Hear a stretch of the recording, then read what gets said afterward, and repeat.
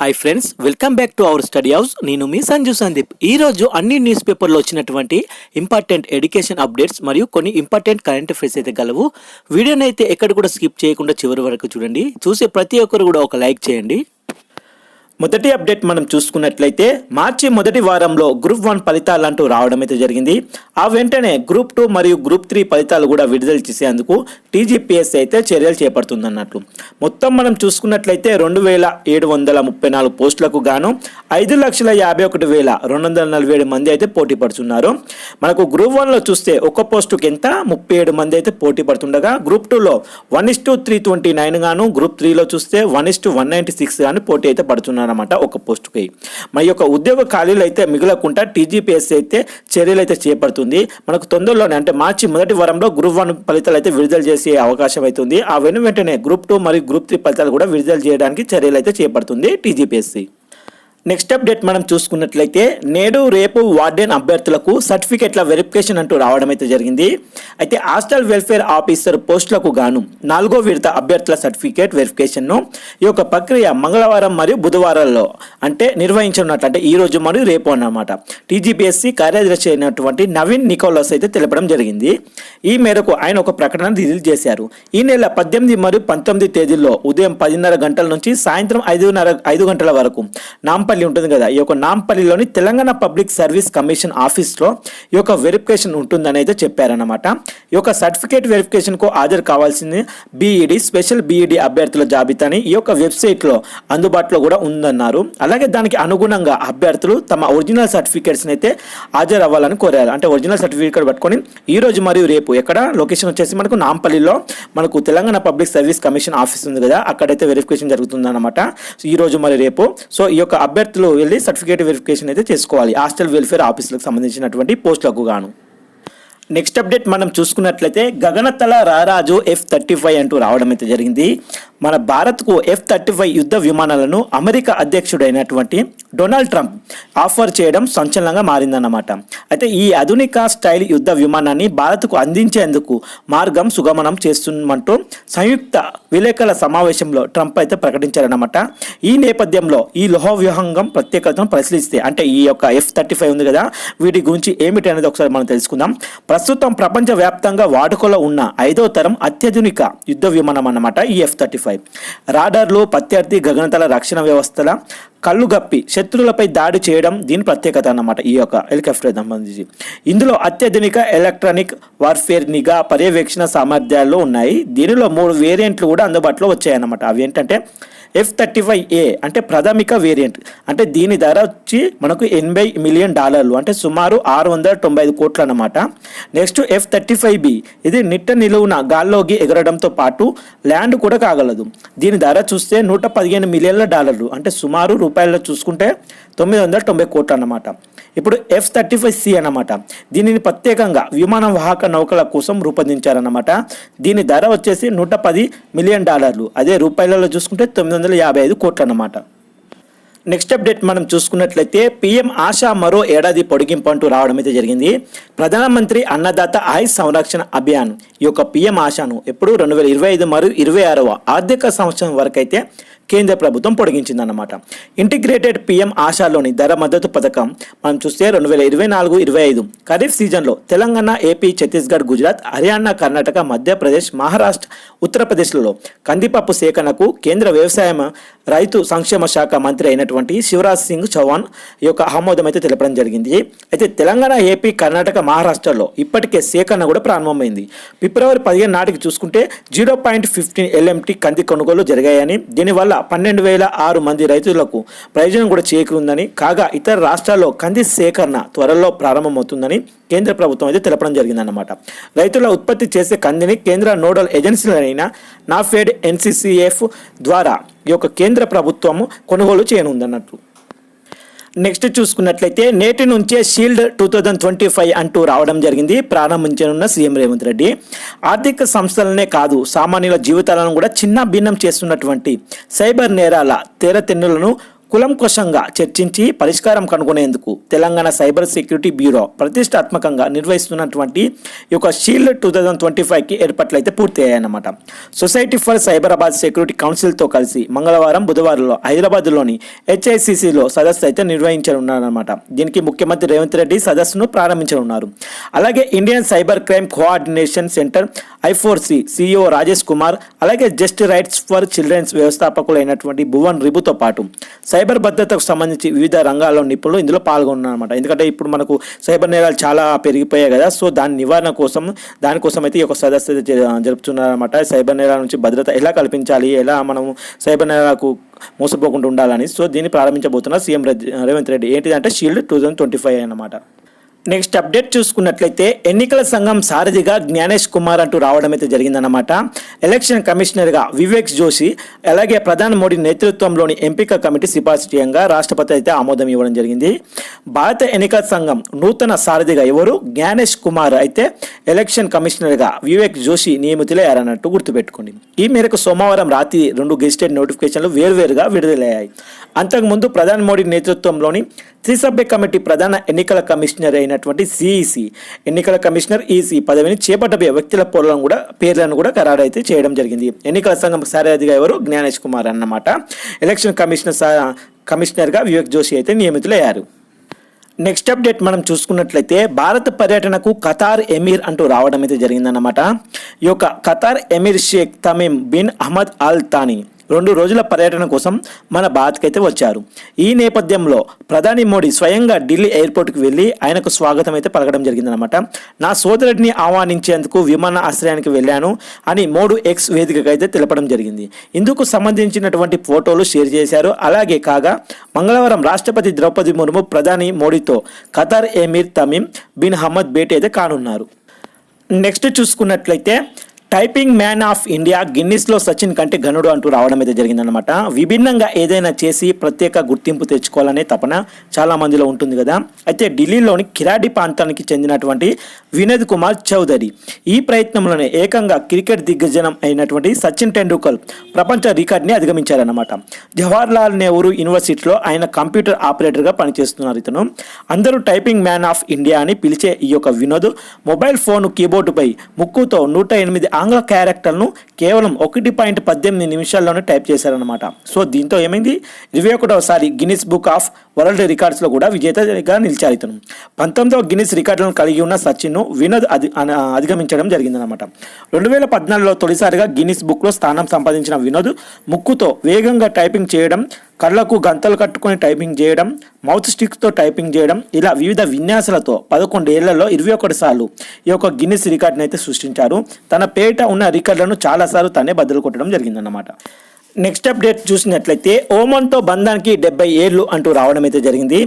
వాణిజ్యం, పెట్టుబడి, ఇంధన భద్రత రంగాల్లో ద్వైపాక్షిక సహకారంపై ఓమన్ విదేశాంగ మంత్రి బద్ర్ అల్బుసైదీతో భారత విదేశ వ్యవహారాల శాఖ మంత్రి ఎస్ జైశంకర్ ఆదివారం నాడు విస్తృత స్థాయిలో చర్చలు అయితే జరిపారన్నమాట. హిందూ మహాసముద్ర తీర ప్రాంత దేశాల 80వ సదస్సుకు హాజరు కావడానికి ఓమన్ రాజధానికి వచ్చినటువంటి జయశంకర్ బంగ్లాదేశ్, నేపాల్, మాల్దీవులు సహా పలు దేశాల విదేశాంగ మంత్రులతోనూ కూడా భేటీ అయ్యారు. ఈ యొక్క సదస్సుకు ఆతిథ్యం ఇచ్చిన ఓమన్కు జయశంకర్ అభినందనలు అయితే తెలపడం జరిగారు. అల్బుద్ సైదీతో కలిసి ఓమన్లో భారతీయుల చరిత్రపై రాసినటువంటి మండ్వి టు మస్కట్ పుస్తకాన్ని విడుదల కూడా చేశారన్నమాట. ఏం పుస్తకం గుర్తుపెట్టుకోండి, అడగడానికి అవకాశం ఉంటుంది కనుక మండ్వి టు మస్కట్ అనే పుస్తకం విడుదల చేయడం జరిగింది. ఈ ఓమన్ భారత్ మధ్య దౌత్య సంబంధాలు ఏర్పడి ఎన్ని సంవత్సరాలు అవుతుంది? 70 ఏళ్ళు అయితే అయిన సందర్భంగా నేతలు ప్రత్యేక లోగోను కూడా విడుదల చేశారన్నమాట. తర్వాత జయశంకర్ ఇరాన్ విదేశాంగ మంత్రి అబ్బాస్ అర్గిచ్తోనూ సమావేశం అయితే అయ్యారు. నెక్స్ట్ అప్డేట్ చూసినట్లయితే జూలైలో బ్రెజిల్ వేదికగా బ్రిక్స్ సదస్సు అంటూ రావడం అయితే జరిగింది. బ్రిక్స్ షికాగో సదస్సు రియో డి జనవరిలో జరగనున్నట్లు బ్రెజిల్ ప్రభుత్వం అయితే ప్రకటించింది. ఇది ఎప్పుడు జూలై 6 మరియు 7 తేదీల్లో దీనిని నిర్వహించనున్నట్లు ఆ దేశ విదేశీ వ్యవహారాల శాఖ మంత్రి అయినటువంటి మౌరో వియోరా అయితే పేర్కొన్నారన్నమాట. ఈ బ్రిక్స్ దేశాల అభివృద్ధి, సహకారం, ప్రజల జీవితాలను మెరుగుపరిచేందుకు ఈ సదస్సులో పలు కీలక నిర్ణయాలు కూడా తీసుకోనున్నట్లు తెలిపారు. గత ఏడాది మనం అక్టోబర్లో రష్యాలో కజాన్ నగరంలో జరిగింది ఈ బ్రిక్స్ సదస్సు. ఇప్పుడు బ్రెజిల్లో జరుగుతుందన్నమాట. ఇప్పుడు ఇది బ్రెజిల్ కజాన్ నగరంలో జరిగింది, రష్యాలో కజాన్ అనే నగరంలో జరిగిందన్నమాట. ఇప్పుడు పోయిన సంవత్సరం అక్టోబర్లో ఈ సదస్సు జరిగింది కదా. అయితే ఇప్పుడు ఎక్కడ జరుగుతుందంటే మనకు జూలైలో బ్రెజిల్లో అయితే జరుగుతుందన్నమాట, గుర్తుపెట్టుకోండి. ఇప్పుడు జూలై 6-7 జరుగుతుంది. నెక్స్ట్ అప్డేట్ చూసుకున్నట్లయితే భారత్ ఫ్రాన్స్ కీలక ఒప్పందాలు అంటూ రావడం అయితే జరిగింది. భారత ప్రధాని నరేంద్ర మోడీ 2 రోజుల ఫ్రాన్స్ పర్యటనలో ఆ దేశ అధ్యక్షుడు ఇమాన్యుయేల్ మేక్రాన్తో చర్చలు అయితే జరిపారు కదా. ఈ ఇరు దేశాల మధ్య వాణిజ్యం, పెట్టుబడుల రంగాల్లో ద్వైపాక్షిక సంబంధాలను మరింత బలోపేతం చేసుకోవడానికి పలు ఒప్పందాలు కూడా చేసుకున్నారన్నమాట. అవి సైన్స్ అండ్ టెక్నాలజీ అంటే భారత్ ఫ్రాన్స్ కృత్రిమ మేధ డిక్లరేషన్, అంటే అంతర్జాతీయ కృత్రిమ మేధ ఏఐ ఉంది కదా, ఈ యొక్క మానవాళికి సామాజిక, ఆర్థిక, పర్యావరణ అంశాల్లో లాభదాయకంగా మారేలా భారత్ మరియు ఫ్రాన్స్ డిక్లరేషన్పై సంతకం అయితే చేశాయి. నెక్స్ట్ మనకు భారత్ ఫ్రాన్స్ నవకల్పనల సంవత్సరం లోగో అంటే 2026ను భారత్ ఫ్రాన్స్ నవకల్పన సంవత్సరంగా నిర్వహించుకోనున్నట్లు ఈ నేపథ్యంలో ప్రత్యేక లోగోను కూడా విడుదల చేయడం జరిగిందన్నమాట. ఇండో ఫ్రెంచ్ డిజిటల్ సైన్సెస్ కేంద్రం ఏర్పాటు కోసం కేంద్ర శాస్త్ర సాంకేతిక శాఖ అయినటువంటి ఫ్రాన్స్కి చెందిన national institute for research in computer science and automation ఒప్పంద పత్రాలపై కూడా సంతకం చేశాయి. అలాగే ఫ్రాన్స్ స్టార్ట్అప్ ఇంక్యుబేటర్ స్టేషన్ ఎఫ్లో 10 భారతీయ అంకుర పరిశ్రమలకు ఆతిథ్యం ఇచ్చేలా ఇరు దేశాలు కూడా ఒప్పందంలో అయితే కుదుర్చుకున్నాయి అన్నమాట. ఇలా నెక్స్ట్ చూసుకున్నట్లయితే ఐరాసాకు హిందీ భాష ఎంతో ప్రధానమంటూ రావడం అయితే జరిగింది. ప్రపంచంలో 60 కోట్ల మంది మాట్లాడే హిందీ భాష ఐరాసాకు ఎంతో ముఖ్యమైనదని సంస్థ గ్లోబల్ కమ్యూనికేషన్స్ విభాగం under secretary general Melissa flying అయితే అన్నారు. గురువారం ఐరాసా ప్రాంగణంలో భారత శాశ్వత మిషన్ ఆధ్వర్యంలో వరల్డ్ హిందీ డే కార్యక్రమాన్ని అయితే నిర్వహించారు. ఈ కార్యక్రమానికి ముఖ్య అతిథిగా హాజరైన మహిళా శిశు సంక్షేమ శాఖ సహాయ మంత్రి అయినటువంటి సావిత్రి ఠాకూర్ మాట్లాడుతూ భారత్ బహుభాషలకు, బహుళ సంస్కృతులకు నిలవని పేర్కొన్నారు. అలాగే హిందీని ప్రసిద్ధ భాషగా మార్చేందుకు, ఐరాస అధికార భాషగా గుర్తించేందుకు పలు కార్యక్రమాలను కూడా చేపడుతున్నట్లు వెల్లడించారన్నమాట. నెక్స్ట్ అప్డేట్ చూసుకున్నట్లయితే టాటా సన్స్ చైర్మన్ చంద్రశేఖర్కు బ్రిటన్ గౌరవ నైట్వుడ్ అంటూ రావడం అయితే జరిగింది. భారత్ మరియు బ్రిటన్ మధ్య వ్యాపార సంబంధాల విషయంలో అందిస్తున్నటువంటి సేవలకు గాను టాటా సన్స్ చైర్మన్ ఉన్నారు కదా చంద్రశేఖర్కు ప్రతిష్టాత్మక ఆనరరీ నైట్వుడ్ పురస్కారాన్ని బ్రిటన్ ప్రభుత్వం అయితే ప్రకటించిందన్నమాట. కింగ్ చార్లెస్ నుంచి the most excellent order of the British Empire honorary DBA KBE పురస్కారాన్ని చంద్రశేఖర్ అందుకుంటారని ఎక్స్ ప్లాట్ఫామ్లో సంస్థ తెలిపిందన్నమాట. తనకి గౌరవం లభించడంపై చంద్రశేఖర్ స్పందించారు. సాంకేతికత వినియోగం, ఆతిథ్యం, ఉక్కు, రసాయనాల, వాహన రంగాల్లో బ్రిటన్తో బలమైన వ్యూహాత్మకమైన సంబంధాలను టాటా సన్స్ కొనసాగిస్తున్నందుకు మేము గర్వంగా ఉన్నామంటూ జాగ్వార్ ల్యాండ్ రోవర్, టెట్లీ లాంటి మా కీలక బ్రిటిష్ బ్రాండ్ల విషయంలో మరింత గర్వపడుతున్నామంటూ బ్రిటన్లో 70,000 మందికి టాటా గ్రూప్ ఉపాధి కల్పిస్తుందని కూడా ఆయన వివరించారన్నమాట. నెక్స్ట్ అప్డేట్ చూసినట్లయితే ఆదాయ పన్ను బిల్లుపై సెలెక్ట్ కమిటీ అంటూ రావడం అయితే జరిగింది. కొత్త ఆదాయ పన్ను బిల్లును పరిశీలించడానికి సెలెక్ట్ కమిటీ అయితే ఏర్పడిందన్నమాట. అయితే 31 మంది సభ్యులతో లోక్సభ స్పీకర్ ఓం బిర్లా ఈ కమిటీని అయితే నియమించారు. ఇంతమంది సభ్యులు 31 మంది అన్నమాట. అయితే బీజేపీ ఎంపీ అయిన బైజయంత్ పాండాను ఈ కమిటీకి చైర్మన్గా ఎంపిక చేశారన్నమాట. అలాగే మల్కాజ్గిరి ఎంపీ ఉన్నాడు కదా ఈటెల రాజేంద్రతో పాటు నిషికాంత్ దూబే, జగదీశ్కర్ శెట్టర్, దీపేందర్ సింగ్ హూడా, నవీన్ జిందాల్, సుప్రియా సులే తదితరులకు కూడా ఈ కమిటీలో చోటైతే దక్కింది. అయితే ఫిబ్రవరి 13న కేంద్ర ఆర్థిక మంత్రి నిర్మలా సీతారామన్ కొత్త ఆదాయ పన్ను బిల్లును ప్రవేశపెట్టిన సంగతి తెలిసిందే కదా. అయితే ఈ బిల్లును సెలెక్ట్ కమిటీని పంపించాల్సిందిగా ఆమె స్పీకర్ని అయితే కోరారు. వచ్చే పార్లమెంటు సమావేశాల నాటికి సెలెక్ట్ కమిటీ తన నివేదికను ఇవ్వనున్నట్లు తెలుస్తున్నది. నెక్స్ట్ అప్డేట్ చూసుకున్నట్లయితే మద్యం సేవిస్తున్న మహిళల్లో అస్సాం ఫస్ట్ అంటూ రావడం అయితే జరిగింది. దేశంలో అన్ని రాష్ట్రాల కంటే ఏ రాష్ట్రంలో ఎక్కువగా మద్యం సేవిస్తున్నారు మహిళలు అంటే అస్సాం రాష్ట్రం అన్నమాట. అయితే తాజాగా సర్వే ఒకటైతే తేల్చిందన్నమాట. ఇది అస్సాం రాష్ట్రంలో ఎక్కువగా మహిళలు మద్యం స్వీకరిస్తున్నట్లు. దేశంలో మద్యపాన వినియోగంపై కేంద్ర ఆరోగ్య కుటుంబ సంక్షేమ శాఖ నిర్వహించినటువంటి ఓ సర్వేలో ఈ విషయం అయితే వెల్లడైందన్నట్లు. ఈశాన్య రాష్ట్రాల్లో మద్యపానం ఎక్కువగా ఉందని సర్వే తేల్చింది. దేశవ్యాప్తంగా చూస్తే 15 నుంచి 49 ఏళ్ల వయసు గల మహిళల్లో మద్యపానం 1.2% ఉండగా అస్సాంలో సగటున 16.5% నమోదైందన్నమాట. అస్సాం తర్వాత 2వ స్థానంలో మేఘాలయ అయితే నిలవడం జరిగింది. ఇక్కడ 8.7% అయితే ఉండడం జరిగింది. నెక్స్ట్ అప్డేట్ మనం చూసుకున్నట్లయితే పేరు మార్చుకోవడం ప్రాథమిక హక్కు అంటూ రావడం అయితే జరిగింది. అయితే అలహాబాద్ హైకోర్టు కీలక తీర్పు అయితే ఇవ్వడం జరిగింది. ఏంటంటే పేరు ఎంపిక చేసుకోవడం లేదా మార్చుకోవడం భారత రాజ్యాంగం ప్రకారం ప్రాథమిక హక్కని అలహాబాద్ హైకోర్టు అయితే కీలక తీర్పునైతే వెలువరించిందన్నమాట. సమీర్ రావు అనే వ్యక్తి దాఖలు చేసినటువంటి పిటిషన్పై హైకోర్టు ఈ తీర్పు అయితే చెప్పింది. తన స్కూల్ సర్టిఫికెట్స్లో తన పేరును షానవాజ్ నుంచి మొహమ్మద్ సమీర్ రావుగా మార్చాలని కోరుతూ ఆ వ్యక్తి వేసినటువంటి పిటిషన్లు దాఖలు చేశారు కదా, తన అభ్యర్థనను తిరస్కరించడంపై ప్రాథమిక హక్కుల ఉల్లంఘన కిందకు వస్తుందని పిటిషనర్ అయితే వాదించాడనమాట. సో పేరు మార్చుకునే హక్కు రాజ్యాంగం కల్పించిన ప్రాథమిక హక్కులలో ఒకటని శనివారం వెలువరించిన తీర్పులో కోర్టు అయితే పేర్కొందన్నమాట. రాజ్యాంగంలోని ఈ యొక్క 19 క్లాస్ 1A అధికరణ కింద వాక్ స్వాతంత్రం, అలాగే 21వ అధికరణ కింద వ్యక్తిగత స్వేచ్ఛ, 14వ అధికరణ కింద సమానత్వ హక్కు వంటివి ఇలా ఇందులో ఉన్నాయని కోర్టు అయితే తెలిపిందన్నమాట. వ్యక్తి పేరు ఆ వ్యక్తి గుర్తింపులో కీలక భాగమని, పేరు మార్పు వ్యక్తిగత స్వేచ్ఛలో అంతర్భాగమని కోర్టు అయితే పేర్కొంది. స్కూల్ రికార్డులో తన పేరును మార్చడానికి Uttar Pradesh board of secondary education నిరాకరించడంతో Sameer రావు హైకోర్టును అయితే ఆశ్రయించారు. సో ఈ సర్టిఫికెట్ జారీ అయిన 3 ఏళ్లలో పలుమార్లు ఈ యొక్క పేరు మార్పునకు అనుమతిస్తామని పేర్కొంటూ బోర్డు ఓ నిబంధనను కూడా ఉల్లంఘించింది. అయితే ఈ నిబంధనను కోర్టు తోసిపుచ్చిందనమాట. ఇది ఏకపక్షంగా ఉందని, రాజ్యాంగం నిర్దేశించిన నిష్పాక్షిత న్యాయం సమానత్వం సూత్రాలకు భిన్నంగా ఉందని కోర్టు అయితే అభిప్రాయపడిందనమాట. నెక్స్ట్ అప్డేట్ చూసుకున్నట్లయితే ప్రస్తుత సెలవుల్లో ఉన్న ఉద్యోగిని తొలగించరాదు అంటూ పంజాబ్ హర్యానా హైకోర్టు అంటూ రావడం అయితే జరిగింది. ప్రస్తుత సెలవులో ఉన్నటువంటి ఉద్యోగిని తొలగించరాదని పంజాబ్ మరియు హర్యానా హైకోర్టు తీర్పు చెప్పింది. ప్రస్తుత సెలవును మంజూరు చేసిన తర్వాత ఉద్యోగం నుంచి తొలగించడం కోసం ఆ సెలవును కుదించకూడదని తెలిపిందన్నమాట. అలాగే జీతం బాకీలను బాధితురాలకి చెల్లించాలని ప్రభుత్వాన్ని ఆదేశించింది.